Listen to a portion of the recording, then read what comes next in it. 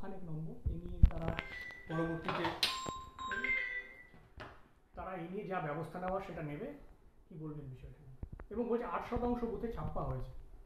না, ভোট পিটে যাওয়ার পরে নিশীথ প্রামাণিককে আমরা বলতে শুনেছি তিনি ভোটের অঙ্ক ভালো বোঝেন, ভোটটা ভালো বোঝেন, তার জয় সুনিশ্চিত এবং লক্ষাধিক ভোটে জিতবেন। কোনো বুথে ছাপ্পা হয়েছে বলে তারা কোনো অভিযোগ জানায়নি কিংবা রিপোলের কোনো দাবি করেনি।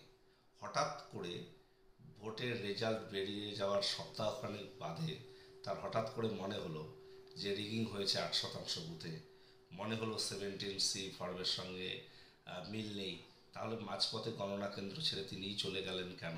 কেনই বা সেদিনই তিনি দাবি রাখলেন না? আমরা তো 2019 সালে তাকে দেখেছি যে সেখানে বসে ডেমনস্ট্রেশন করতে বিভিন্ন বিষয় নিয়ে। তাহলে এবার তিনি করলেন না কেন? আসলে হারের বিষয়টাকে মেনে নিতে পারছেন না, তাই একটা অজুহাত খাড়া করতে হবে। তাই বিভিন্ন এই অজুহাতগুলোকে ঢাল করে হারের লজ্জা থেকে তিনি বাঁচতে চাইছেন।